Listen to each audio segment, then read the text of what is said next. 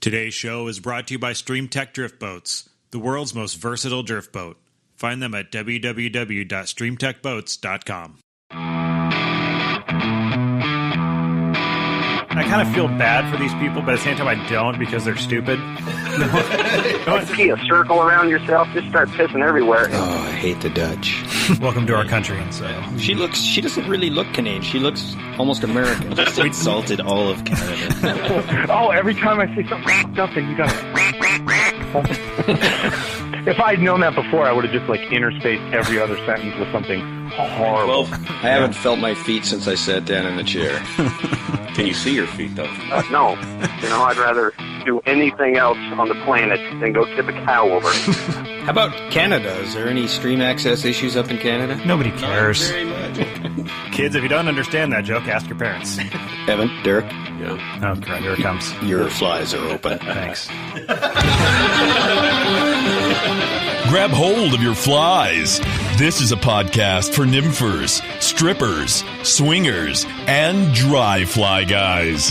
It's the show that brings you stories, instruction, and conservation from three guys who live it every day. This is The Open Fly.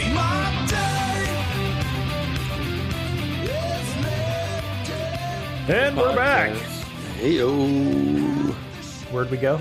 I don't know. It's been a long time. Actually, I think we're sticking with our one show a month thing, ish. We're back, baby. No, actually, no, we didn't do it in September. Damn it! And it's one day after September today. What did we do in August? Trout bus. Oh, that's right. Yeah, Very and good some for of our listeners, as requested, sent money, Yeah. and a couple of them are going to win stuff. Well, we know he's not dead. He's up and around, so the trout bus Yeah. is back on the road, which is good. Yep. Yep. So yeah, we're in a little bit. We'll pick. I think I decided 2 winners going to win some rods and/or reels for Sweet. doing as asked of them. Yeah, which perfect. is sending money to Gabe at Trout Bus to keep his operation up and going. So here we are, October already. How the hell did that happen? I don't know, but I'm happy. I wait pretty much all year for October. Yeah. I feel like Well, at least 10 months of the year you wait for it. Because Yeah, of well, I mean- Halloween? You like the Halloween yes, I love pumpkins and pumpkin spice is really thing? Gourds. pumpkin spice lattes. Yeah, that's trending. Hashtag. I'm gonna wear my UGG boots and might get my pumpkin spice lattes. Yeah. You know? I like, this is a season, well, typically about this time of year I always get sick, and of course that happened this year. Mm-hmm. But what I like about the cold and flu season is that it's the time for plaid on plaid. Yes. Yeah. Plaid. That old chestnut. Plaid flannel jammy pants and a plaid shirt. I didn't know that you were sick when you handed me that bottle of whiskey last weekend, and so now I've been starting to feel a bit under the weather, too. Wouldn't the whiskey just sterilize it? Yeah. You're fine. I actually was feeling fine last Friday night. It was Saturday as I woke up and the day droned on. I started feeling worse and worse, and so that's why we came home early. You may not have noticed it, but I definitely noticed a bit of a, like you were sniffling quite a bit.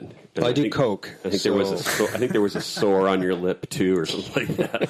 So I had a feeling that you were maybe. I have a jaded past. I have open sores and a coke habit, you know. And it's like, I'll take some of that whiskey, but it's going to have to be in a glass. I don't want to touch lips with you or anything like that. Yeah. Oh well. Yeah, but The whiskey went down. if I could do, It was really good. if Yeah. I could do October, November on repeat for the rest of my life, I would be so There's happy. places you can move that actually are like October, November all the time. That's bullshit. No, it's not. Where is it? If I told you, Yeah, no hot spotting on this right, show. you'd go there. But November typically sucks in this part of the country. That's because you don't like it when it rains. Yeah. Well, I'd love some rain right now. Yeah. We need some. Well, this last month has been better. A little better. than the last time we were on the show. Yeah. I mean, we've got a few rains. There's the water temperature in the rivers has dropped by quite a bit, actually. Yeah. It rained, in fact, just a week ago today. Yeah. It was raining here. I was in Colorado, so I didn't get to see it. Yeah, I was here, and then as I drove over the hump to central Washington, it dried out, as it always does. we should certainly be seeing a lot more rain for this time of the year than we have. Yeah. It's not looking good. No. Hey, I last Friday, I caught a 5-year fish on the Yakima. Yeah. 14 inches? It was bigger than that. When I hooked into it, I thought it was a steelhead the way that it jumped twice. Oh, I like steelhead. Yes, you do. Ran line off the reel up and down stream, head shaking the whole time. I thought it was going to be one of those Yakima 20 inchers. It turned out to be a good solid 16, but it was thick. Kind of a chode fish. Mm-hmm. And it's the best fish that I've caught in 5 years on that river. What kind of fly did you catch him on? A lightning bug. I was double nymphing under an indicator. That's not fly fishing. No. Well, I was matching the hatch, and there were lightning bugs hatching. So That makes sense then. Yeah, we have lightning bugs. We fished dries and didn't get a look. You weren't doing it right then. Yeah, I rarely do. This is a I take that back. Fly fishing show. I take that back. Spanky caught one on an October caddis. There you go. Now that's fly fishing. Now we're talking. Greased line, dry flies and stuff. That's. And you cast it upstream, I hope. Oh, yes. Well, we always fish upstream, especially in a boat. Yeah. So, perfect. Good day of exercise rowing for me. Mm-hmm. And then the next day, after we parlayed around the campfire that night, we cleaned up the Yakima River down in the canyon. Yeah, you did a fine job, too. You got a bunch of garbage. So when you're rowing in an inflatable, do you have to be careful about what garbage you throw into it? I don't take sharp, shiny objects. You could do that in my boat. I'm sure you could. Yeah, but we pick up your boat out of the river a bunch of times, though, too. I mean, they sink. Yeah. Because that's the problem. But mine floats. Yeah, until it sinks, and then it's sunk. Yeah, until yours pops. What's now, bitch? Well, we could have like a battle royale on the river and see whose boat goes down first. Yeah, all I gotta do is knife yours. Done. All I have to do is lean over your side of your boat and sunk. That thing's 5 feet wide. Good luck trying to get that. No, I almost did it out of John's boat on the Cowlitz a couple weeks ago. I was leaned over the side and I was like, holy shit, I'm almost in the water. I haven't been able to do that on mine. The gloves come off at the Open Fly podcast. It's soft versus hard boats. Mm-hmm. Well, that'd be a good show, actually. That would be. Didn't we do one like that, though, before? We tried. We tried to be a little more diplomatic. Yeah. We were getting bills paid. Yeah, but, I mean, really what it comes down to is that I have a hard boat because I'm a gear fisherman. Yeah, that's about right. Yeah. Between you and Kirk, I mean, he's a dirty nympher and you're a gear fisherman. I like spoons. I'm in the minority here. Well, those big for sure. barbed treble hooks, you don't want them in an inflatable boat. I'm definitely in the minority here. Yeah. I've taken my boat down the Yakima. Yeah. Yep. Sure you have. Yeah. I remember the maiden voyage of the Queen Mary. What's that? Your boat. That's not what it's called. What do you call it? The Angry Dragon. Is that from the Rolodex of Love? Look it up on Urban Dictionary. No, why I got that name is I was when I first put the order in for the boat. I was out on the Yakima with my buddy Zach, and afterwards we went into the sushi bar there and looked at the menu. Wait, and there was sushi bar where? Yeah, and not Yakima, Ellensburg. Okay. Well, it's like a teriyaki sushi bar thing, whatever. And I was looking at the menu. There's a sushi roll called the Angry Dragon, and I started laughing. And him and my other buddy are like, "Why is that funny?" And I'm like, "Well, just look it up on your phone, Urban Dictionary." And they both looked at it, and they're like, "Oh, yeah, that is funny." So then the waiter comes over, take our order, and I said, when I'm at places like that, I'm into, what do you recommend? I'll get whatever you guys are good at. He's like, "Well, the Angry Dragon roll, very, very popular." Yeah. Were you role playing at the time? Role playing. Yeah. Okay. I'm just asking. Sure. So anyway, then I was like, it fits the names of my other boats that I've had. The boat before that was the Mud Monkey.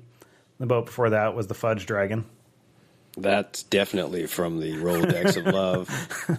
Did you have some sort of polyurethane mask on the front of your boat or some sort of animal head? The big dragon mask? Yeah. Yeah. What'd you do with that? Oh, it wasn't mine to begin with. I was just borrowing it. Oh. Yeah, this is an interesting conversation. It's the high quality I was material. looking up the Urban Dictionary. Did you find it? Regretfully, I did. It's the high quality material that our listeners have come to love and enjoy. It's pretty good, right? You can see the gears turning. Like, do I read this on the air? Yeah, or? no. I'm an esteemed children's book author. I can't even be associated with that kind of debauchery. Yeah, it's right between Hot Carl and Cleveland Steamer. Jesus. So anyway, don't we have some prizes to give away? Some swag and shit? Swag and shit, both of those things. Yes. Nice. So last month, or 5 minutes ago, whenever you guys listened to that last show, we had Gabe from the Trout Bus on, and he needed some money. He kind of relies on some donations to keep that thing going. And right after our show, like the next day, found out that there was some serious mechanical issues, and so we threw out an extra request for listeners to help pitch in, with everybody else to try and get things fixed. And it sounds like he got things fixed, and I'd like to think our listeners were at least partially responsible. And several of you sent me your receipts from the PayPal donation, so thank you, all of you. There's actually more than I thought there would be. Good. Yeah. So I decided to pick 2 winners.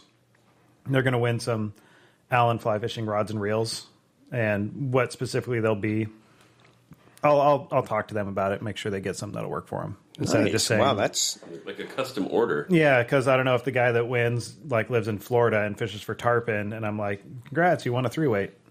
He's That makes sense. Well, why wouldn't you fish for tarpon with a 3-weight? Reasons. So on today's show, the guest that we have coming, she doesn't represent a conservation cause or anything specifically, but if people want to send her money just for the heck of it, can they get any swag? At the moment, I don't have any. I don't have. I only get certain amounts of things to give away, and I don't have any more at the moment. Okay, I mean, I can maybe get them an Open Fly podcast shirt or something. But they'd have to send her money. Yeah, which might be kind of weird. It would be. Yeah. Yeah. Well, should we pick winners for this time? Yeah, let's do that. Yeah. All right.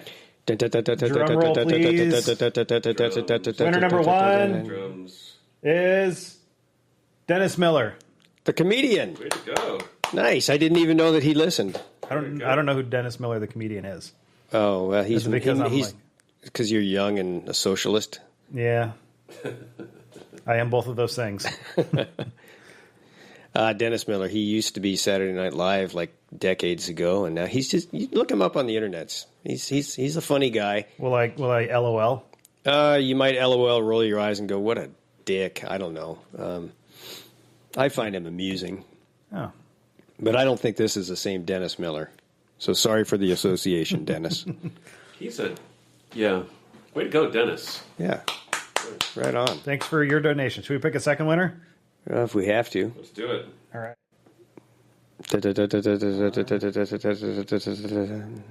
And the winner is Jason Gallup. Nice. Hey, the guy that created the Gallup poll. All kinds of famous people giving. Wow, bless you. Way to go. Gesundheit. Yeah. Nice. All right. Well, good job, guys. Yeah. And thanks for your donations.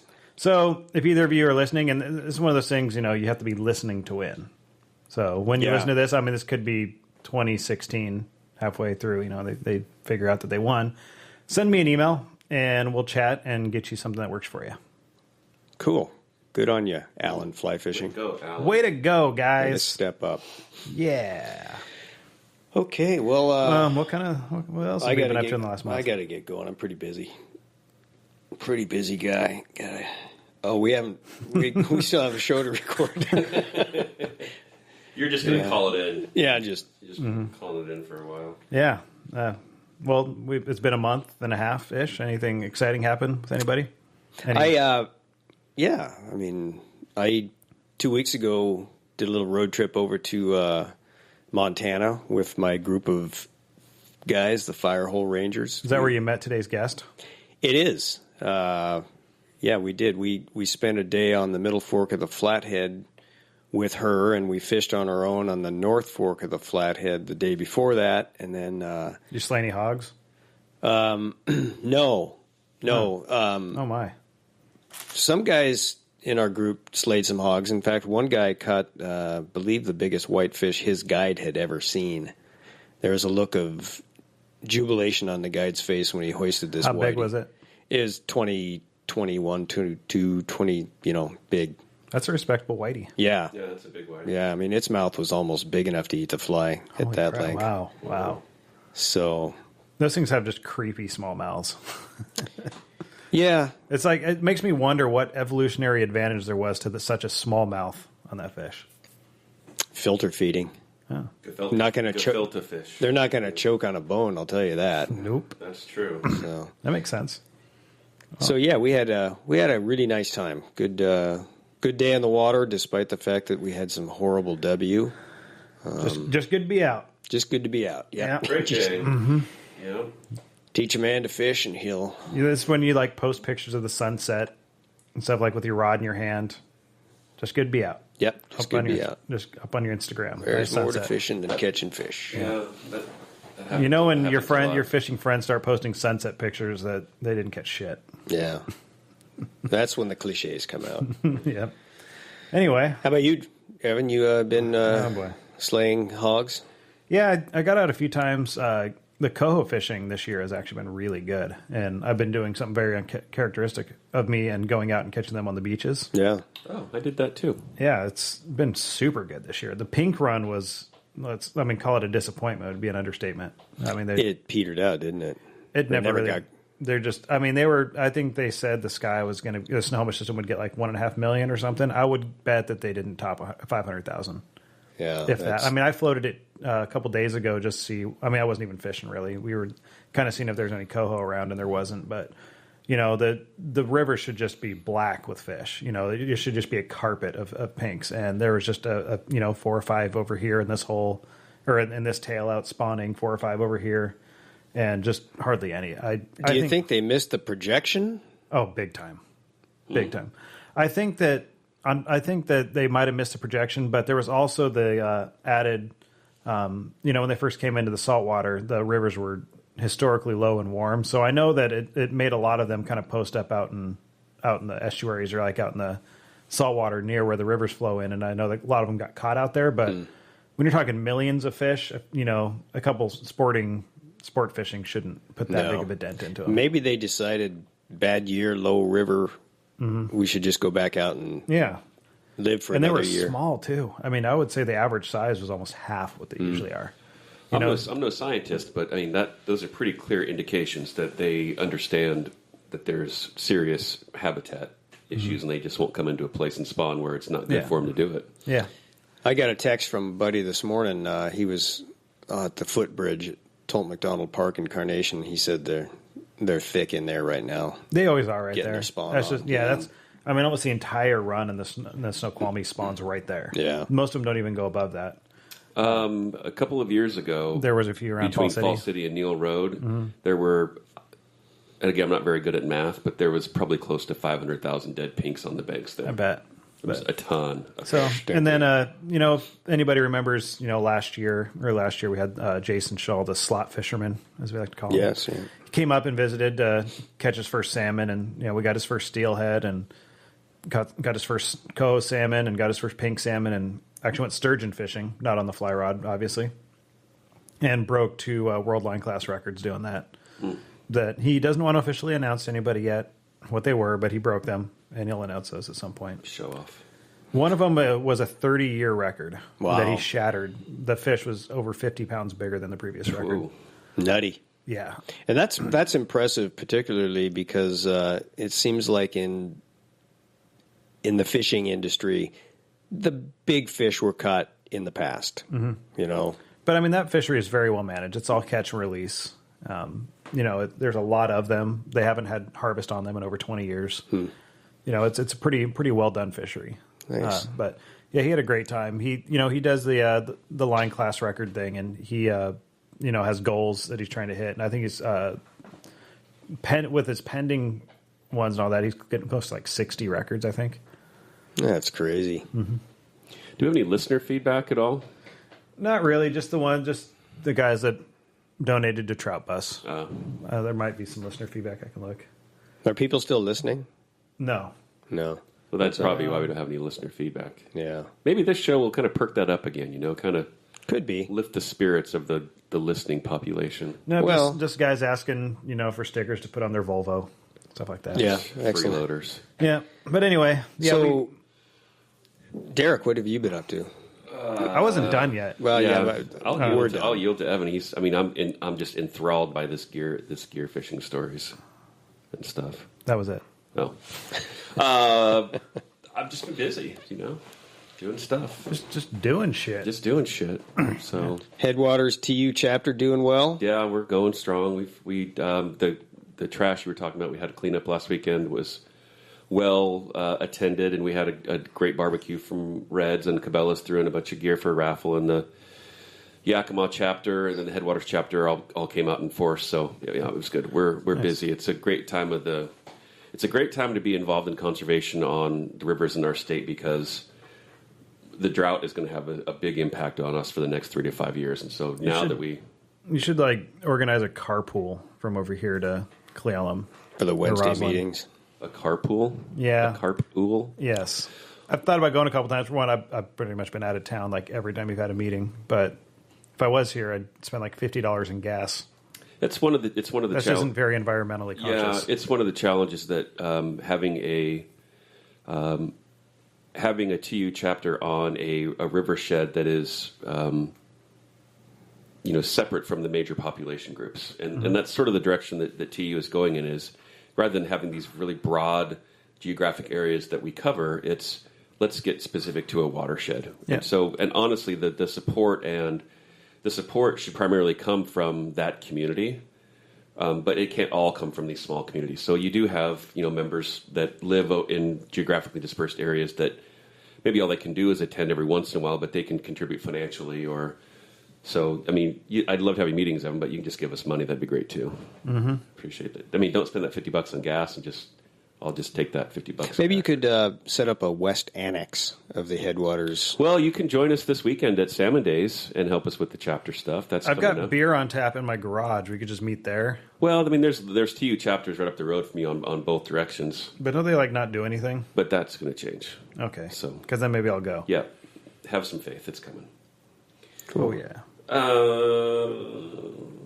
Yeah, but that's it. Well, good work. Thank you. Well, sorry I suck at supporting it. Well, that's okay. All you can do is get better, right? There's nowhere to go but up. That's right. I need to get my zip code based affiliation changed. I can do that for you. All right, let's do that. Yeah. You guys can talk about that after the show. Thanks. Okay, maybe we could. Sorry. Yeah. Well, this is conservation related. It is. Yeah. Your zip code? It's not like I gave him my zip code. I didn't divulge any personal information. Are you concerned about identity theft or something? A little bit. Yeah, okay. Kurt Wagner's zip code. Yeah. That's ripe for.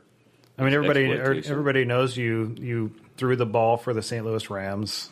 I ran the ball for the Seattle Seahawks back in the 80s. Yeah. Trucking company. Wasn't there a kicker by that same name too? Not that I know of. There was. And you make ladders. Ladders, trucking company, paddles. Wigglers, Werner's Wigglers. You got paddles, kayak paddles, the little mini sausages. I don't know why they have to be the mini sausages. And little candies too, right? Like butterscotch candies. Werthers. Werthers. Well, it's just. I thought they were called Werners. The Super Bowl game checks can go a long ways in. Yeah, that's true. That is true. Investments. So. Okay, well, good show. I gotta go. Okay. We're around for at least another hour because we have another guest we should talk to. Who was our guest today? Hillary. Okay. Clinton. Hillary Clinton. It's an election year. We're going into an election year, and so she's going to be on the show with us today. We're going to help see if we can get some campaign donations sent her way, and. Wrong Hillary. We've got a pretty famous Hillary coming up on the show. Yeah. That's the second most famous Hillary. Yeah. That we have on the show. After the show, yeah. I think it's going to be an awkward, difficult interview, getting her to open up. I heard she's a little short, not like Kirk short, but just short on conversation, just yes and no answers. Pulling teeth to get her to she's talk. Shy. Yeah. That's why she washed out of the television news industry. She couldn't cut it. So. Yeah. She became a fishing guide instead. Yeah, that's a great place to kind of burn out, isn't it? Yeah. Not fade. Just don't fade away. Just kind of slowly go. It's better to burn out than it is to rust. Yeah. That's a Neil Young song, isn't it? Or is that? Yeah. Hey, hey, my. Lighters. Yeah. Yeah. So I don't know how we get her on the show. I leave that technical stuff up to Evan, but we should. It just kind of magically happens when we go on break. Like wave a wand and. Yeah. Magic fairy dust and let's do that then. Cool. Sounds like a good idea. Yep. Can we take a break first? Yeah, we can. All right. All right, we'll be back in I don't know, minute and a half. I don't know how long our commercials are. Two shakes of a tail. Is that Yeah. Canadian or U.S.? The exchange rate right now is actually really good. Oh, so. okay. Good. Yeah. All right.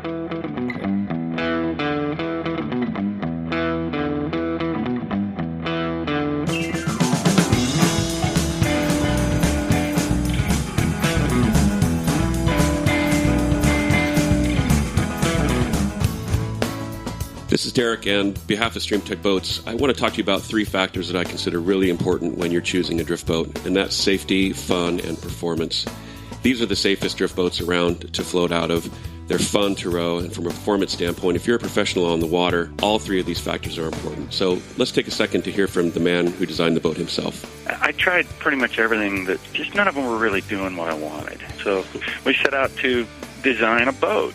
I'd call it the one boat that would maneuver like the hard boats, that would go in the really rough places, that would float high, that would have all the amenities that come on a hard boat with anchor systems and good leaning. A very nice flat floor that you can inflate hard, that you can stand on. No bolts, no nuts, no pins, no clips, nothing to put it together. For the reasons that it's so good for fishing, it got this rocker, and so it pivots quickly, and it slides out on the foam pile when you come off big drops. That rocker just climbs right out on the foam pile. A total game changer. So there you have it. My recommendation, links, words. Look for us at www.streamtechboats.com. Call Link directly. He'll answer that phone, and he'll get you on your way towards the best drift boat on the market. Now back to the open fly. Are we back? Yeah. We are. I'm here. Yeah, okay. And I just kind of touched feet there under the table. That was... Ooh, now I'm really back. Wow. Toegasm. Toegasms. Oh, which is a perfect segue to our next guest. On the phone with us is somebody that many of you probably know of, at least in some capacity. If you don't, after today's show, you're no longer going to say that, because we are here to launch the career of Hilary Hutcheson. Hi, Hilary. Finally. Yeah. Finally. This is the break that you've been waiting for. Yeah, thank you. Thank you for having me. I'm honored. Yes, I'm sure you are, having never even heard of the Open Fly podcast until a couple weeks ago. No, anybody... I listen to it all the time. It's, instead of reading bedtime stories to the kids, I just play it. Yeah, there you go. Oh, boy. That's good parenting right there. So your kids know all about drinking whiskey and... Yep. Yeah. Well, in a nutshell, let's give our listening audience just a little bit of background about you. You're probably best known for your involvement in Trout TV, which is an exceptional television show, which I actually watch through the internet. I was about to say I don't have cable, so you just took away my one out. It's a computer show you watch on the TV. The show is actually broadcast on, I think, is it the Dish Network that carries it? I don't have that. No, either. it's Al Jazeera. Everybody kind of gets it a little bit differently, but it's a network television show, so it's on syndication. It's on NBC, ABC, CBS, and Fox. Oh, get out of town. I watch the sports ball on those channels sometimes. Yeah. Are you on Al Well, it's the Jazeera one yet? that- Or We're working on it. Nice. It's tricky, but working on that. That's next. But it's the one that you only see a high five at the end, because it always gets preempted by all the sports. So it's on after football or golf or tennis or whatever. And so if it goes on, long, like the sports go long, then you see the very end where all there is that high five. Nice fish. Look at the shoulders on that. All right, see you next week. I can't believe that professional sports would trump Trout TV in the broadcast industry. No, it's so rude. But that's when, anybody who says, hey, I like your show, I know that they've only seen that last maybe 15 seconds. Yeah. And then I'm like, oh, sweet, thanks. Well, I actually do watch entire episodes. I got roped into that subscription thing and then forgot about it. So awesome. Well, thanks to you and my mom. We got 2 subscribers. That's awesome. So, talk a little bit about Trout TV. How you got involved with it, where it's going from here. Well, things are weird, right? You never really know I never really know how anything starts or ends or where it's going. But I mean, how did we start this podcast? Somewhere in the mix. Yeah, so, true. yeah, I mean, probably the same way. Like some sort of idea on a napkin and some bar, and there's some whiskey involved, and then suddenly it's like, oh, got a damn TV show. Yeah. Right? Yeah. Drunk talk is always good. So I think, I felt a bit of an obligation to continue my schooling or like try to stay in some sort of realm of what my education was, which is journalism. And so I worked in TV news for a long time, so in television. And then I also was a fishing guide, so I kind of wanted to see about doing both of those things. And so I started hosting a television show, I think, 8 years ago, and then purchased it a year ago. Nice. Let me ask you to do yourself and our listening audience a favor. Just, I know you're nervous. This is big. So just take a big deep breath in through the nose, out through the mouth, and just center yourself and relax. We're your friends. I'm on the treadmill. Oh. Okay, good. Right there. We had our first live guiding interview a few weeks ago or a few shows ago, and now got our first treadmill interview. Yeah, that's probably how she has to power her phone. Right. It's a pretty make a smoothie. Yeah, it's a pretty smart. You must have taken some marketing courses as well, because it's pretty smart to keep the name of what you're doing fairly simple. So, following that keep it simple, stupid model. I mean, Trout TV. Did you just call our guests stupid? No, that's not what I said. No, Trout TV. Yeah, Trout TV is what it is. So, well, kind of. I mean, Trout TV is kind of a dumb name, honestly, because I agree. Yeah. Then suddenly we want. Now the covers are coming off this thing. I can't believe you chose that name. My God. Because then you want to do like carp, and you can't, because then people are like, wait, you said it's Trout TV. Why are you doing carp? And then if you want to go and do anything in salt, then they're like, but there's no trout. So yeah, that's not true. Have you been to Washington? And that's She has. Yeah. I mean, warmish. And that's actually why we're here today, is that we wanted to talk to you about the whole naming thing of Trout TV. There's those drum down in Florida and the Carolinas and stuff they call trout. Yeah, why not Fish TV? Yeah, why not? It's not as catchy. It should just be Fish TV, Fishy TV. You know, what we could do on this podcast is invite your audience to just rename it. So let's have a contest. Or like some sort of contest where they get like a huge tattoo or something on their back, like the biggest tattoo of a trout or something on their body gets to choose the new name. Nice. New tattoos or existing? Because I have one that's like... I'm gonna get It's a whitefish. I have to admit it's a whitefish, but it's somewhere on my body.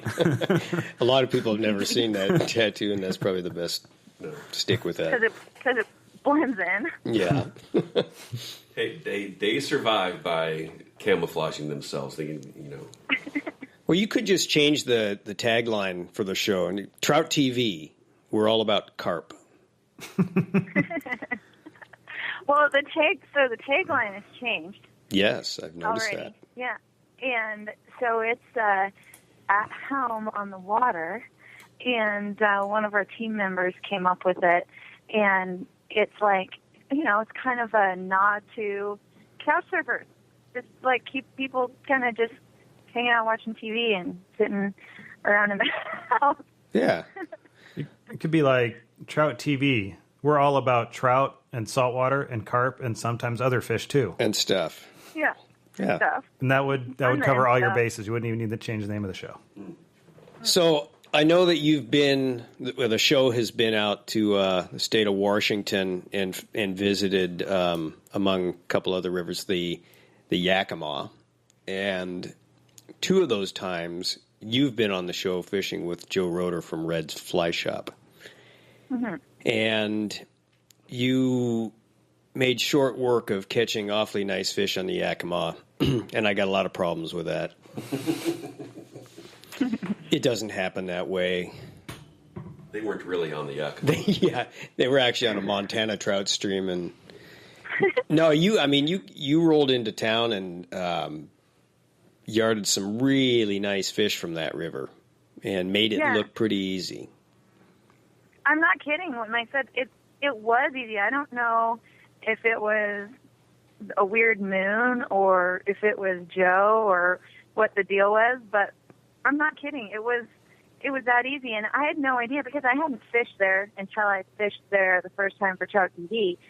And so I show up, and I thought it was like the most productive fishery I've ever been in. And I was saying, I'm like talking to people, and they sound like you. Like what is the thing you say something about? It's like some sort of fickle woman or something like that. The Yakima. Yeah.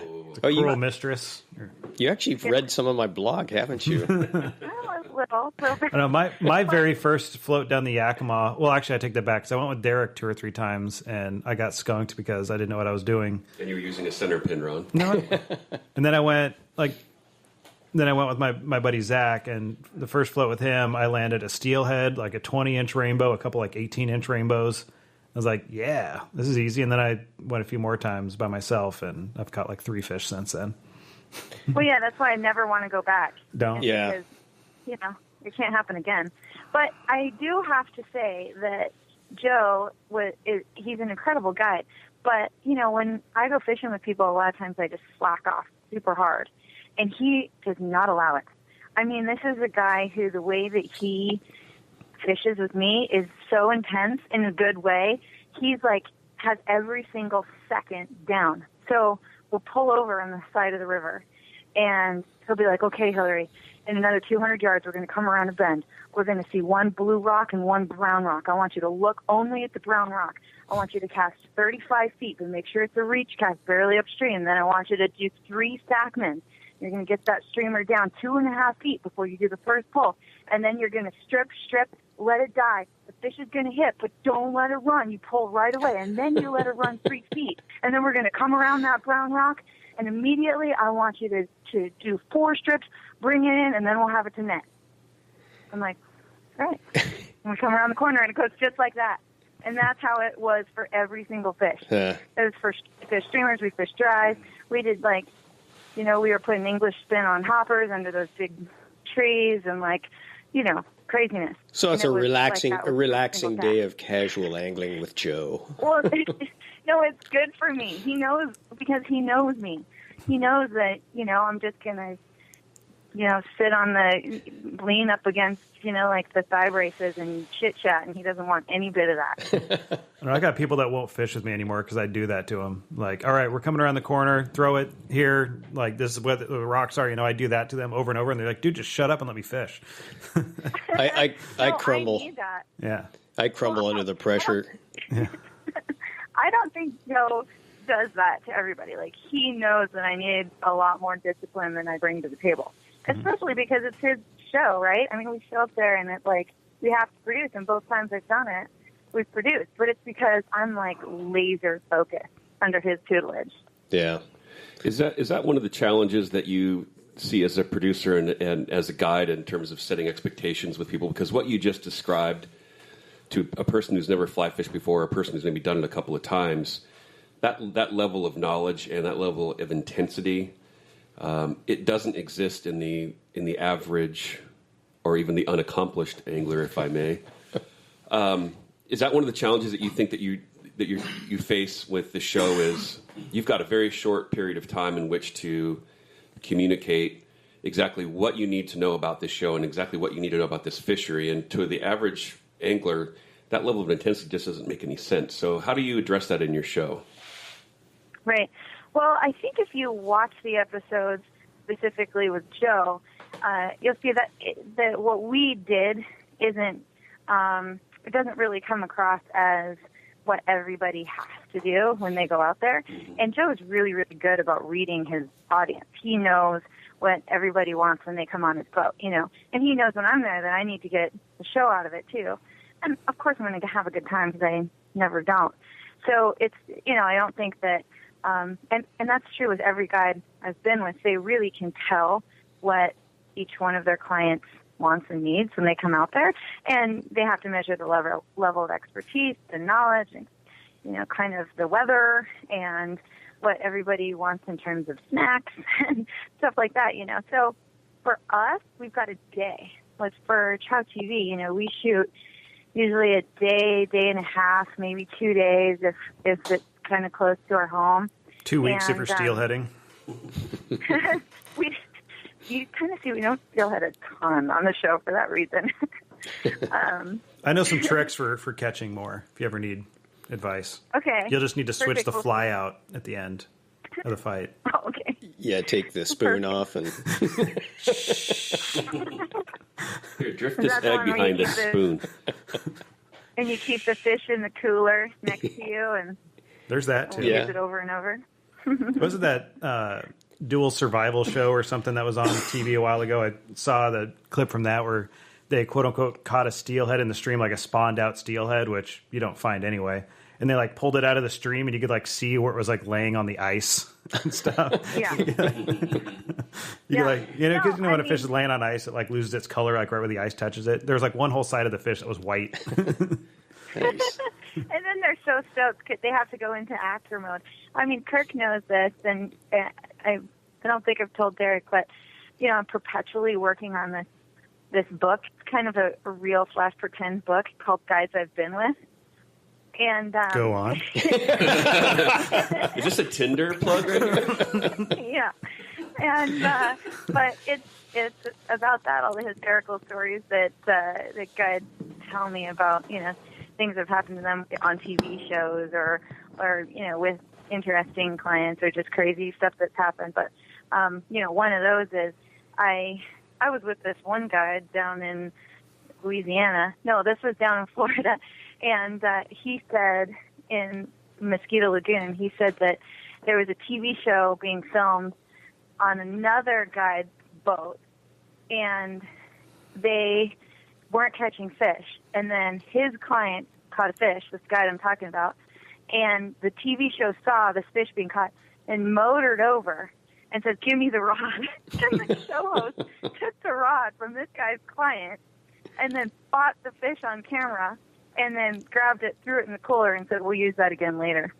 Nice. And, yeah, away from this one client's, literally took the client's rod and fought the fish. What a dick. And I think that I think it actually may happen more than we think. But, yeah, no, our show is straight up real. Like, we've been skunked and, haven't turned a show before when we've gone out and tried, and, it happens.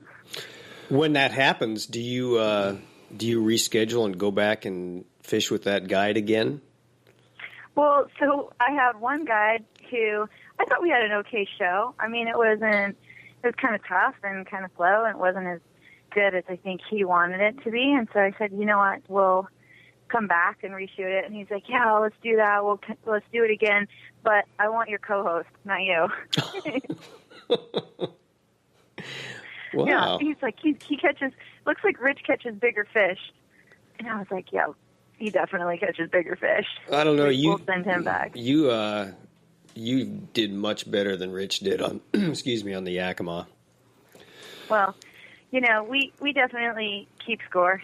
I'm sure. We're best buddies, and we keep score for sure. So he catches, by and large, much bigger fish than I do in general.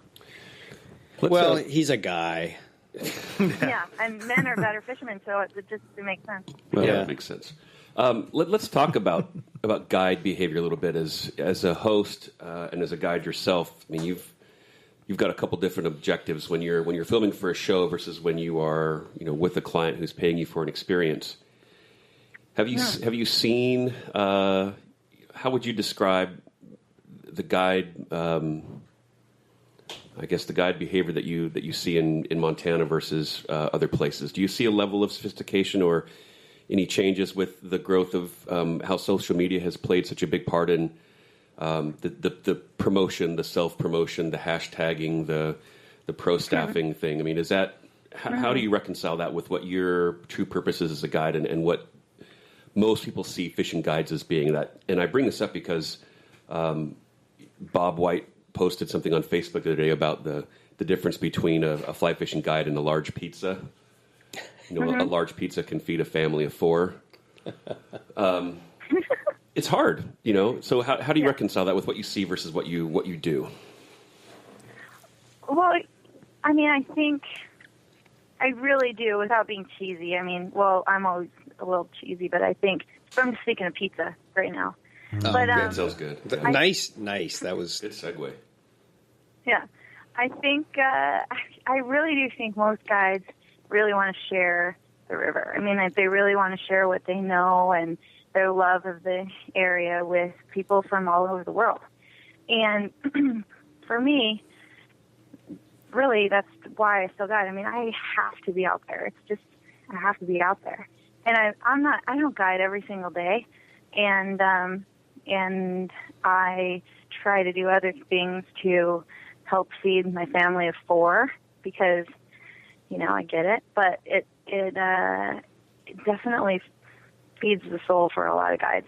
And it's just a great feeling to be on the water and to share it with people. And it's amazing as a guide how many people, that's the only time in the whole year that they'll be on a river or they'll be on the water or they'll have that kind of experience. And so sometimes, yeah, I think a lot of guides get jaded and maybe clock in, clock out, and it's tough to work every single day, all day long, and your back hurts and your hands hurt, and it's like you maybe can't remember all the clients' names and that kind of stuff. But I think ultimately it's worth it for most guides. And I think truly in Montana, we're so lucky to be able to offer so much water and have such great fisheries that Montana guides are lucky. And yeah, there's like all those jokes about Montana guides and social media stuff aside, I think they genuinely like to share it. Let's hear some of those Montana guide jokes. I haven't heard any good ones. Read my mind. Yeah. I mean, seriously, they're good. They're good people. Well, I mean, I still didn't hear any. What are some of those jokes? I know a few. I want to see if they're valid or not. Like, where do you find most Montana guides in the wintertime? Where? On the Olympic Peninsula. You did that wrong. Yeah. That's Hilary, not really a joke. That actually happens. I know. Yeah. Hilary, you got a little bit of a unique situation on your home waters there because you're right against Glacier National Park, and so as much as it's a destination fly fishing place, it's also you get a lot of residual tourist business where they come to see the park, and all of a sudden they realize, they like to do big Western fly fishing. So how often do you get those people in your boat that are beyond newbies? Oh, most often. The majority of the people we take on the river, Glacier Anglers, which is where I work, are entry level. They're beginners or lower intermediate in terms of experience level, but super high in stoke. Like they just can't even believe it. They can't even believe it when they catch the first fish. So, I mean, that's kind of the trade-off. Like, it can be hard sometimes to, untangle, and you get hooked a bunch and whatever, all that kind of stuff. But the trade-off is that you don't have a lot of people going, oh, that's it, or like I want bigger fish, or take me over there. Or, they're just really happy to be kind of at the crown of the continent. So we definitely have a lot of beginners, and then we get tons of letters and cards and gifts from people saying, thanks for teaching me how to fish. Yeah. So that's really fulfilling. I mean, I don't think actually is, I know it's not a destination fishery as much as a lot of places in Montana, but you get so many other things when you're fishing at Glacier, when you're fishing on the southern boundary and the western boundary, the Middle Fork and the North Fork. It's so gorgeous, and the experience is huge. It's huge, and it's good fishing. It really is. And not in the North Fork, fishing. it isn't. The North Fork sucks. Whatever. When you just go with all of your buddies and hike around, all 6 of you, like combat. I read that too. I read your stuff. Oh, nuts. No, the North Fork is a really beautiful river. I was surprised how in the areas that we were, there was very little feature in the stream bed. So my first thought was that thing must get scoured in a major way during runoff. Is that true? Mm-hmm. Yeah, yep, for sure.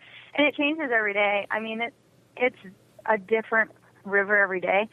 And so is the Middle Fork. I mean, it's huge during runoff. And, you know, I mean, it's obviously freestone and wild and scenic rivers. And it does whatever the hell it wants. And especially on the North Fork, I mean, it braids out and changes every single year to year, pretty drastically, too. And the Middle Fork as well. I mean, you show up in the spring, and it's different from the year before, and then after June, it's way different than it was in the spring, and then it changes every day throughout the summer. Super dynamic. It makes it a ton of fun. Like, the rowing is really important on the Middle Fork and North Fork, and being out there every day is really important, too. And so that's why at Glacier Anglers, I like working there because everybody shares information. Like, all the guides are company guides as opposed to independent. You know, everybody works together. And so if there's a stretch that I haven't been on in a couple of days, then, you know, the other guides will say exactly what's happening there and how it's changed. And, you know, I mean, like, we've got strainers everywhere and lots of different features at different times that you didn't see because it was low, and different things happen. And, you know, so yeah, it's super dynamic for sure. Would you change anything about the way that the guiding and angling experience in Montana is done? I mean, Montana certainly does things much differently than other places. The most easily seen is the whole outfitter and independent contractor sort of setup. And Washington is basically anybody that can get a business license and prove first aid and pays the fee, they can become a guide. And we don't have that outfitter model here, although it's in discussion. There's a valid push to go to that model. Is that something that Montana does right and you think should happen in other places, or are there things that you see as opportunities in changes that Montana could manage their anglers' experience? Right. Well, I think, and I've only guided at one shop and never independently, so I've always been at Glacier Anglers since I was a teenager. And I can tell you what I like about it and what I observed past the rest of the state, but what I like about working at a company shop is that the reputation is of the company. So we all have an obligation to uphold this really great authenticity and history of Glacier Anglers, the oldest, it's the oldest company running rivers in the Middle Fork and the North Fork in the area. And so there's like a lot of pride there. Well, there is for me since I've been there for so long. And so you want to do your best for the company, and get people coming back. And really, there's a lot of try and a lot of wanting to work hard. I mean, like last night, I kept my people out until dark, way too late, until dark. But the company allows me to do that. And then I got to wash my boat, and then you got to clean the kitchen and mop the floor, and take care of your cooler and all that kind of stuff as part of the company. It's not just your own stuff. And then you got to go home and make dinner for your husband and kids. Yeah, well, no, in the meantime, I called and had pizza sent over to the house. No. So, but you have to, so you want to work for your outfitter. So, and if I worked for another outfitter, I would want to do the same thing. So I like working under an outfitter because it's their company, it's their hard work, and you've signed your name on your guide's license. You sign your name under an outfitter, so they've endorsed you. Like, they're saying, this is a guide I want to work there, because they've gone through swiftwater rescue, or they've gone, they've had all of these years of training experience or whatever, and they're saying, yeah, I want you, and you get your name signed on there. And so I think having that outfitter relationship with guides is really good. I mean, there are other outfitters who I would love to guide for in different rivers and things like that, but I wouldn't do it unless they believed in me and I believed in them. Yeah, I mean, the same reasons I'd like to see that out here. I think there's like a bit of a quality check when you do that. 'Cause I mean, up until, was it last year or the year before in Washington, you just had to pay the fee. You didn't even need insurance or anything or a business license. Yeah. And so we're stepping it up a little bit, which is helping kind of weed out some of the riffraff a little bit. But there are some rivers just getting so badly overrun with fly-by-night guides, and it's the outfitter model is one I think could definitely help with that. Yeah, I mean, Derek is living proof that anybody can be a fly fishing guide in Washington. That's what I'm saying. And then exactly. pay Orvis enough money that they'll give you the endorsed Guide of the Year award. Right. So. Right. That's yeah. true. No, I think if Washington, if they could pull it off, and again, as not being an outfitter, I don't know what other kind of minutiae is involved in that kind of thing, but I can say that as a guide, I love working for an outfitter and kind of having that leadership. And then I also think that the same I've seen down in Utah fishing, you might get low hold or high hold by some Joey walking around in the river, and then walk up to them and you find out that they're a guide. Yeah, because Utah doesn't need ridiculous. Yeah, Utah doesn't require anything. And so it's crazy because I'm like, wait a minute, like this guy who is like, throwing garbage and making a mess, and the people are walking on reds or whatever. It's like, wait, that's a guide? Like, no, we're stewards of this area. Like, we need to be the ones who are taking care of it, not the ones who just are psyched to be a guide and be a guide for being a guide.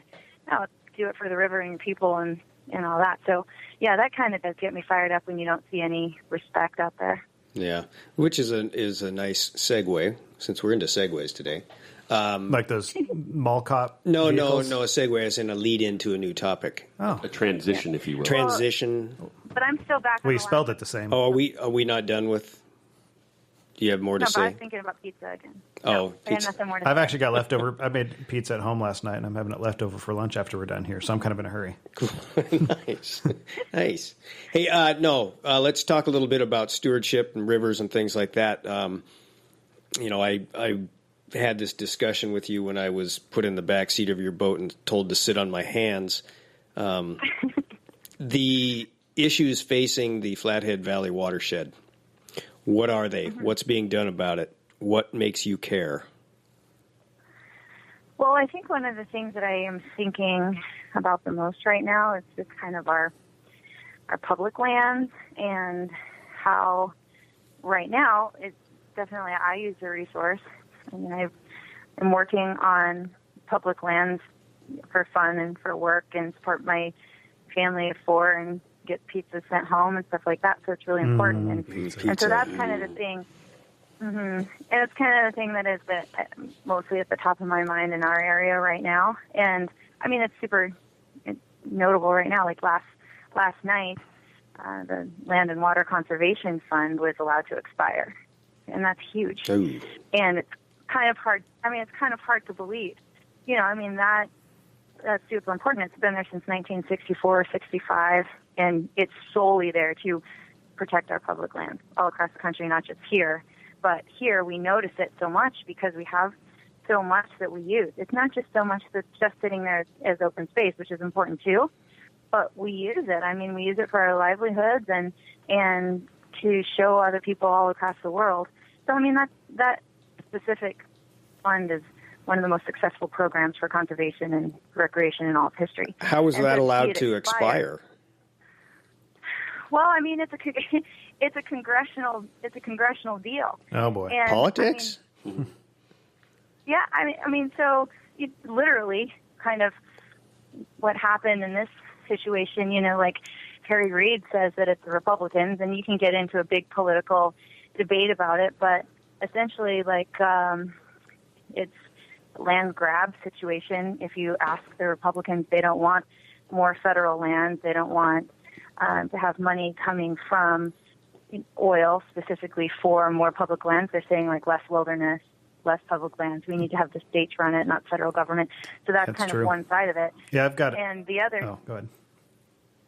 And so then the other side of it is, this is why those kinds of programs are in place. And if it's not permanently reauthorized, it can't accept new funds until it's reauthorized. And so the specific places, I mean, like you've got Everglades down in Florida, random places that I've never been, like military parks, like in Fredericksburg and Spotsylvania, stuff like that in Virginia, the Petrified National Forest in Arizona, just different random places. I guess they're not random, really important places that we have the opportunity to go to and enjoy, and people make their living there. And they get a lot of that funding from the Land and Water Conservation Fund that is now expired. And that happened last night. So those are the kinds of projects that I'm interested in, and I like to work on and talk about and be involved in, like with the backcountry hunters and anglers, and follow a lot of their work and that kind of stuff. So, I mean, that's a 50-year-old conservation program, and it's crazy to me that it's been allowed to expire. It's bullshit. Yeah. So that begs the question, though, about funding for hunting and angling. I mean, Washington has the most expensive annual fishing license in the entire country, and our fisheries don't necessarily reflect that. We spend a huge portion of our Fish and Game Department's budget on hatcheries, and certainly the cost of doing these things is not only prohibitive to keeping people interested in and involved in angling, but doesn't necessarily reflect the true cost of what it takes to actually go out and enjoy a managed fishery. So, how do you solve that problem? I mean, from angling provides a huge economic benefit to the communities and where it's a big part of what happens in that area, but it's probably done at a cost that's way below what it actually costs to maintain and protect a fishery like that. So should angling, should guiding, should angling, should hunting, should be more expensive, or should the whole continue to pay for the enjoyment of some? Right. Well, again, I mean, so that directly co-aligns with what's happened with the Land and Water Conservation Fund, because that is a $300 million a year fund that now can't accept new funding, but it comes from offshore drilling fees. And so, that's one of that large, it's a large supplement. So it's like we're obviously not depending on people's licenses to pay for the resource. I mean, we're not getting $300 million in licenses. How expensive would that be in Montana? So it's not direct taxpayer thing. It's fees from offshore drilling going. Yeah, exactly. I mean, that's what the fund is. It's the fees, that you get from offshore drilling that helps protect these public lands, and that's what that fund is. So if without something like that, then you have to look at all these other ways. So then what are you going to charge each individual person for each individual state where they can't afford it? I mean, that's what I'm saying, because, as common man stuff, I mean, we can't just have hunting and fishing be for the elite. Yeah. I mean, we can. Like, I have a lot of connections down in Texas through family and whatnot, and had a conversation with somebody down there recently. And Texas, for those who aren't real familiar with it, Texas doesn't really have public land. They just don't. They have, if you want to hunt, you have to be part of like basically a country club type thing. Yeah, like a hunting club where they lease land, and it's basically reserved for those who can afford it because it's not cheap. And same thing with fishing. There's some stock trout streams and stuff, and it's all private land, and you have to be part of a club in order to access it. There's a couple areas where people can get in and fish in some streams, but the vast majority of their sporting down there is all privatized and pay to play, and it's very much reserved for people that make a lot more money than me. Well, Texas isn't really part of the United States. No, right? but they're not part of the Union. But I've talked to people that live there that think the rest of the nation should go on that same model. I didn't know that you were bilingual. Yeah. Nice. But I mean, talking to these people, they say they're like, why would you fund public lands with tax money and all that? That's stupid. You should privatize it and just the users will pay for it. Like, no, it's not. Me personally, private or public land is, I think, one of the things that makes this country great. If I lost that, I would pretty much lose any pride I had left in my country. That's just how it is. That's my exact discussion right now. And then when you ask, how can something like that happen, where we can lose that access, where we can, lose that opportunity? I mean, that's how. It's because if people, for example, in Texas, no offense to all my Texan friends, if people in Texas are saying that the rest of the country should do this and go privatize, I think it breaks my heart even hearing about it. Because it's like right now, we can go out here with the Montana Stream Access Law, being as it is, and access the river at a public access and then walk all the way up and down below high water mark and fish. And then what happens is we're picking up trash. We're being stewards of the land. We're like guarding this beautiful resource, from overuse, from abuse, from all of those different things that I think a lot of times private owners think that they're guarding it from.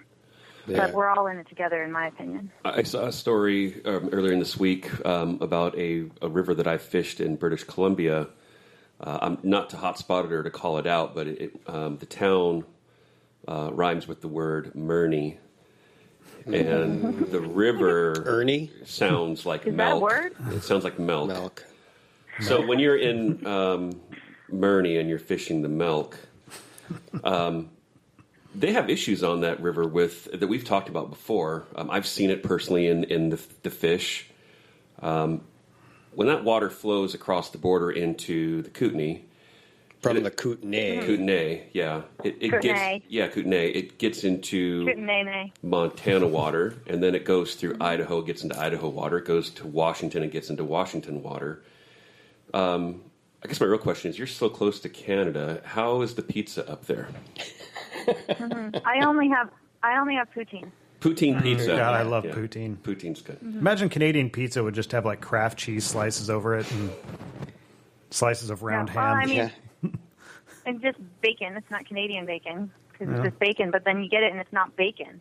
Yeah, it's ham. Slices of it's ham. But in all seriousness, no. I mean, how as an angler and a guy that lives so close to that border there, you're impacted by issues that are beyond your borders. How do you? Mm-hmm. What's does that message come through at all in Trout TV? What's the conservation line that you guys are towing on the show? Yeah. Yeah, well, I'd like, in terms of Canada specifically, I would like for it to be a little bit more clear because a lot of times we don't see what an issue there is until we're fighting something. Like mining in Canada, and it's in our drainage. It's coming down the North Fork of the Flathead, and we kind of took care of that after a 40-year fight with the North Fork Protection Act that was just passed just this last spring. But that was a 40-year fight. And in the meantime, a lot of, mining is happening. And then the same thing is happening with certain logging. And Montana is a plata y oro. I mean, it is like gold and silver mining in bones. Like we're definitely used to using our resources, and logging and mining are really important to this state. But we also are very keen on seeing what bad practice is and what it does. In our ecosystem in certain areas. And so we can't police Canada. And so sometimes we see what's happening there almost like too late. And then it's a fight as opposed to being really proactive. So to answer your question about what Trout TV is doing or wants to do, I would just like to, do more show and tell through the television show in Canada. And of course there's like all kinds of like licensing and things that we have to do to shoot in different areas. And but I just want to be able to show kind of what it looks like up there and where your water comes from and where it's going, and the fact that we do share borders. And we already have this International Peak Park. We've got Glacier Waterton National Park. So there's already that kind of beautiful shared public land that we get to talk about. It's just that from a fishing standpoint, I don't think Montanans really think about what is happening in Canada until we're like, oh man, we could lose our fishery. Yeah, well, Canada let the corporate mines run roughshod for too long, and I think they're starting to push back now. We've been wanting to get the guys from Murney on the show for about a year now, and we just haven't been able to align our schedules. But, Canada's a wonderful, easygoing and warm and engaging and embracing neighbor to the north. But I think that this international boundary water dispute could be the thing that results in us finally invading the country and just annexing it. Yeah. There you go. And then I think too, Canadians are so nice. It's hard because what they say is, "Oh, sorry, sorry, everybody, sorry, oh, sorry about that." Sorry about that. Buy you a couple of jugs of beer there. Sorry about that bull trout. Here's a Molson. Or a yellow belly. I'd never heard Yeah, that. I'd never heard that term before. Yellow belly? Yellow belly. Come on. No, I even ordered a yellow belly at the bar at the Glacier Tavern place. The gal didn't know what it was. I don't know what is it is. that? Yeah. It's a Coors banquet beer. Definitely. Oh. A No, yellow it's a belly. banquet. It's the yellow belly. But I had Canadians on my boat last night who had never heard of yellow bellies either. But What is that they, language barrier? No, I know. They requested some beer, and so I got them kokanee, and they were just really offended. They're like, "Oh, just because we're Canadian, we're going to drink kokanee?" That's what I would have done too. Yeah, that's funny. You're trying to put your best foot forward, and it backfired. And for the record, I didn't buy them beer. That's not allowed. No, I of just course. went with them. Right. Okay. Yeah, you're just a drinking partner. I So, mean, let's talk a little bit now about lorries. Yeah. Does that? Are you good on time? I don't even need to look at a clock. Oh, I don't know. My watch died a while ago. Oh, then we're fine. Yeah, we're good. Ask for one for Yeah, a tip okay. next time. Larry's. Yeah. Not Larry's. Only one L or one L or Is anybody one going to tell R? me what this is it? means? Yeah. 1L1R. Larry's Fly and Supply. Yeah, that's my new fly shop. Larry's Fly and Supply. One R. Yeah. Larray? L-A-R-Y. Larray. It's Larray? French. Larry's. I like No. Larray. Larray's Fly and Supply. Larray. No, I mean, I wanted it to be Larry's Bait and Tackle. But then I thought, people are actually going to come in for some bait, and I won't have any. Yeah. And so How I settled for Larry's Fly and Supply. So Larry is on my jersey in high school. This is the town I grew up in. I grew up in the town I live in now where this fly shop is. And so some of my same high school pals are here, and their parents are here and stuff. And so on our jerseys in sports, we're putting our first name on stuff. And mine was Hilary, Hilary, and there's space between the hi and Larry, and so everybody would say hi, Larry. Anyway, it's an adorable story, isn't it? That is. That's precious. That makes me feel like a Canadian almost. Oh, sorry about that. Boring story. But but my pals come in and they call me Larry, and so it's just kind of a local thing, and I think it's funny that it's a very girly shop. You've seen it perk through the window. Yeah, I was threatened. Yeah, it's so I know it's just I do things because I think they're funny, and then it turns out that they're not that funny to everybody. But there you go. I didn't laugh. But it's really it's not funny, haha. I mean, it is a viable fly shop business, but more than anything, it's kind of your timeout room, right? Totally. Yeah. I mean, it's a drug front for lots of things. I love drugs. Yeah. So do I, and so you Getting can come high on your shop. own supply, is that one of your new slogans? Larry's Meth Yeah, House. it's exactly. What is the supply?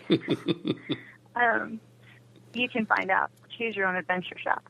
But Like a fantasy thing. you would like it, and it's I don't even know if it's viable. It's just a fly shop. So kind of people come there, they buy things. So. Yeah. Well, it will be after today's show. I mean, again, we're putting you on the map. I know I should go open it up.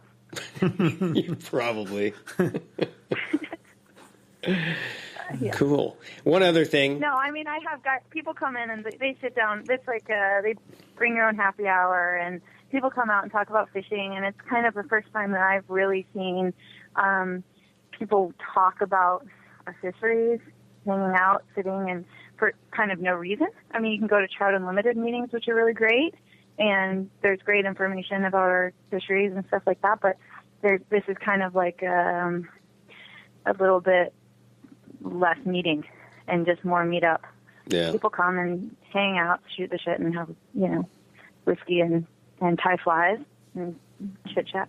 But with a female touch, is that what I'm hearing, or no? Yeah. It looks like there could be like negligees or something hanging in different areas. Like there's like some crystal and like essential oils. Stuff. Yeah. Do you offer massage therapy, after a tough day of Happy fishing? endings only on Wednesdays. Oh, that doesn't work for me. Wednesdays are bad. No. I'm a Friday kind of a guy for a happy ending. Moving on. Suddenly, I don't know what to say. I'm feeling funny. There's an awkward transition, but let's talk about something else. Just make a note. No, first just make a note that just says an asterisk or something. There is no meth and no happy endings at Larry's. No meth and lingerie? Is that what yeah. Moving on. No, just lost interest. Yeah. There's something else that you're involved with, or that you're, I guess, intimate with, if I can't use a bad pun there, that's using angling as a mechanism for restoration, for healing. A lot of why people go fishing to begin with. So, is there an organization that you're working with besides Trout TV that helps bring a little bit of that therapeutic healing into the sport? Well, yeah, I mean, the most impressive to me, and I am impressed by really any of these using the outdoors for therapeutic healing programs, like Project Healing Waters, and which works specifically with vets, and First Descent, which is for young adults with cancer, for kayaking. And there are so many really great organizations, Wounded Warriors and everything. But the one that I really love, because I work with it the most closely and most connected with it, is Casting for Recovery. And, it's exactly what it says it is in the name. It's women recovering from breast cancer at really any stage. And they're survivors and fighters, but the key component there is being in the outdoors and then actually learning to fly fish. And my sister is the executive director nationally of the entire program, and it's wild what she has done with this program. I mean, there are 15 women who come to every weekend retreat for free all across the country, about 40 different retreats in all of these different rivers and lake areas and all different demographics. And in one weekend, the therapeutic healing process that happens from being in the outdoors and being directly connected with nature, which is what fishing is, right? You're have this exact direct connection, it blows your mind. I mean, it's amazing. So, and I love it. I mean, I don't really do a ton. All I do is volunteer here at our local chapter and try to spread the word any way I can. But just in the volunteering as an instructor here, it's incredible. You see the difference in one weekend for how the river has changed them and really does, have healing properties. I mean, it does for any of us, if you're healthy or not, right? Yeah. Mm-hmm. Yeah, we've got a Casting for Recovery event coming up this weekend, right? I believe so. Yeah, I think over in is it in Cle Elum or Ellensburg? I think it's this weekend. I think it's the Trout Water guys that do that out of the Cle Elum shop. Yeah, that sounds about right. They always get a pretty good group of women that come and do that. Yeah. Well, one of the cool things about it too is that there's a fishing day. There's kind of classroom stuff. I use classroom loosely, but it's educational stuff about entomology and knots and kind of all that stuff. But then there's river time. You're out on the water. And that's when a lot of men are involved. And men, in my opinion, have such a hard time figuring out how to help or how to give back, but they're all affected by breast cancer. And so this is such a great opportunity for them, because it's they're like, what do I send a card? What do I tell them I'm thinking about them? Like, what do I do? How do I help? And they've got wives and mothers and sisters and daughters, who are affected. And so this is kind of one of those things that you see. It's just like, well, I can do this. I can walk with them. I can stand with them. I can help tie in flies. I can fish with them. It's huge. Yeah, it's a great organization. Yeah, it's neat. So we have a big, this weekend, big one fly tournament down in the Bitterroot that I'm headed to just after this. And, I always get my ass kicked in any of those kind of competitions, of course. But well, you're a girl. You can't Yeah. expect to compete in a man's game. No. Not competitively. And I'm not going to. Yeah. I'll just pull the standard it's just nice to be out here. Just good to be out. There's more to fishing than catching I fish. think I've heard that someplace on a TV show about fishing. I got a good friend of mine. Every time we're out fishing, we throw out every cliche in the book. Every time, like, we pass another boat or somebody, they're like, we'll wave on somebody on the bank, and they're like, "You guys getting anything?" We're like, "Oh, they're in here." It's just nice to be out today. They smoke up good, and a river runs through it. Better than being at work. It's just become a game for us. See how many we could throw in. Yeah. Like, oh, my brother-in-law was here yesterday. He did real good. Yep. You should have been here. Yeah, exactly. That's funny. Well, I know you got to get going, and I know we're growing weary of the conversation. I'm sure that our listening audience is. I was over it 20 minutes ago. Yeah. Oh, wait. This is you have an audience? This is something that other people are here?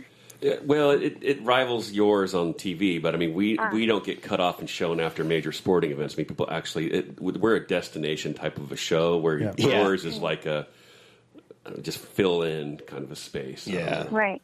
Mm-hmm. Yeah. Mine's like the guy who does the gazelle, like exercise thing at like 3:00 in the morning with the ponytail. Whoa. My webcam was turned off. I don't know. I didn't realize you were watching. You can watch that. I mean, you can watch that for a full half hour. I could. This is, our show's a little bit the same, but people do it, so there you go. Right on. Well, what is the name of your show again? Tell our listeners how they can find you, and then if you have a website and a Facebook page and all that social media stuff. Carp TV. Yeah. Great. So, Thanks, program's Kurt. called Trout TV, or like Trout, Carp, Rain, Brown Rain. Cuddy Rain Brown. Cuddy Rain Brown. Yeah. Trout TV, and you can go to trouttvshow.com. And then on Instagram and all of that stuff, it's just Trout TV. Oh, are you on Instagram? Allegedly. Okay. Yes. Yep. And I am a true unaccomplished angler, but my handle's outside Hilary. Awesome. For our Canadian listeners, that's Trout TV. And outside Hilary. Sorry about the last hour of your life you'll never get back. We can add it. The conversion rate is actually pretty good right now in our favor, so we're actually coming out ahead. Yeah. Yeah, this works. Good. Well, awesome. Well, good. Thanks for being on the Open Fly podcast. You're welcome. Is it everything you hoped it would be? And more. I kind of blacked out a little bit. Okay. Yeah, that happens. It's like a togasm. We come full circle. If No. if you're ever over in Washington again with your TV crew, let us know in advance, and if we're able, we'll have you in studio with us.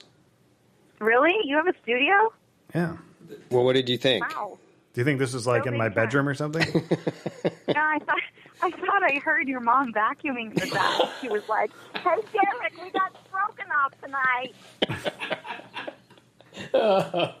Oh, good God. Turn off your webcam too, Evan, because apparently she's stalking us. You thought you put duct tape over that. I see you.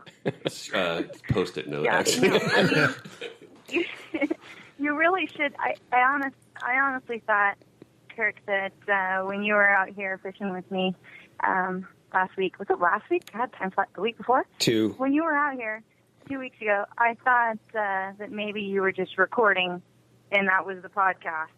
And I was pleased with that, but yeah, no, I mean, No, I was. This is like super nervous. I was taking notes, and I may have launched a career catapulting blog article about you on my blog today. So combined with the Open Fly podcast, I mean, you can't buy this kind of press.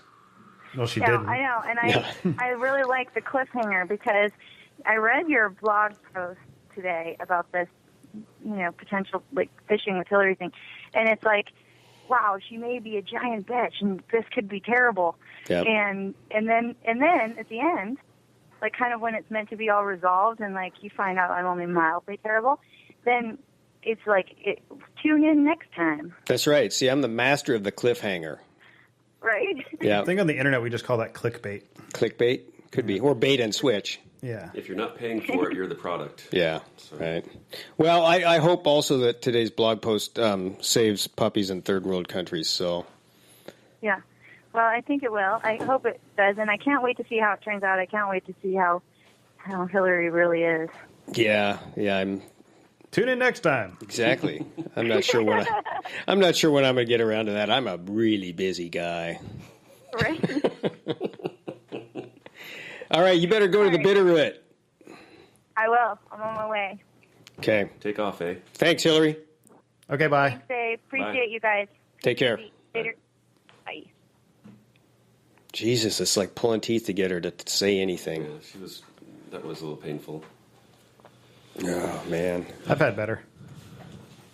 Well, I mean,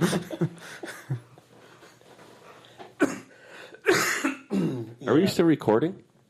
Oh, shit. Damn it, there's an awkward silence. There's a little bit of awkward silence. We only there. had a good sound editor. Yeah. I can't. I mean, once it's there, it's there. You can't really. Can't take it away. No. Take that away. Yeah. No, she was talking about when she was filming for Trout TV on the Yakima how Joe was just, barking at her. I got a little of that treatment when we were on the Middle Fork. Things got a little tense. The wind was blowing like a mofo that day, and we were on a whitewater stretch where you had to set up in these pools to run the chute, and the wind was blowing us all over. And, she's just a girl, so she's not really strong at rowing. And I offered to sit in the rower's seat and help her out, and, man, I was told to sit down, shut up, sit on my hands, and, oh, look. She's calling you. Look at that. Why would she be calling? I'll answer. Hello? Hello, we're still on the air with you. No, really, we are. We're doing our wrap up, and the phone rang. Oh my gosh, that's so scary. Isn't? I'm just gonna see if can you redo the whole thing, kind of like we start over. Yeah. Yeah. Okay. Yeah. So hi, how's it going? Hey, Hilary from Larry's Fly Shop and Bait Store. Bait and tackle. Yeah, exactly. Hey, I'm actually working right now. Can I call you back? Yeah, I am going to be really busy, so if you call, just leave a message, and I'll talk to you later. Okay, well, I'm pretty busy, too, so I may not have a chance to call. Okay. Well, maybe you can have one of your secretaries call me. Well, Evan and Derek don't like to be called secretaries, but I'll put in a request. What about Executive assistant. Right. Yeah. My posse. Yeah, okay. I'm just a volunteer here. No, go finish your little program. And Little and program. And I was just calling to say thanks. So, Okay. Well, thanks again. I'll talk to you later. Okay, bye. Bye. That was a waste of time. Yeah, that never happens. She was calling me to let me know that her attorney is listening to the show. Oh, dear. Well, Well, in that case, we should probably not add any more fodder to the legal problems we may have after this show. No. I never have caught episodes of Trout TV on network television. I go to the website and I subscribe. If you're too cheap to subscribe, they also post free shows from time to time. And so that's how they get you. Yeah, they get you hooked, and it's a good program. I like it because it's not so unbelievable that I can't imagine myself going and fishing those waters as well. It's not like Kamchatka or going to Patagonia or anything like that. These are western rivers that anybody can put on the itinerary and go fish. So check out Trout TV sometime. I have a Trout TV sticker. I have one too. Really? She gave me one when I was on the Clark Fork River one time. I got a She rock. stuck it on my car, actually. She said that she saw you on the Clark Fork. Yeah. And she saw you on the Yakima one day when they were shooting. So it's like somebody is following somebody. I'm not sure. I saw you like in the biblical sense? In his boat. It is in my boat, in the biblical sense. Oh, I don't know if there is a biblical sense on that. Yeah. It could be. Yeah. So anyway, I think the show ended like 20 minutes ago, and it's kind of on life support at this point. Yeah. Well, should we pull the plug? Yeah, let's go, because I have to use the boys' room. Oh, well, at your age. At my age, I've got to pee, damn it. Yeah. All right, well, thank you for tuning in. This is the end of another show. Cool. Glorious podcast. Yeah. I liked it. Especially that first segment before the first break. That was really good. Yeah, that was really Nailed good. it. Yeah. Okay, well, let's do this again sometime. All right. Bye, everybody.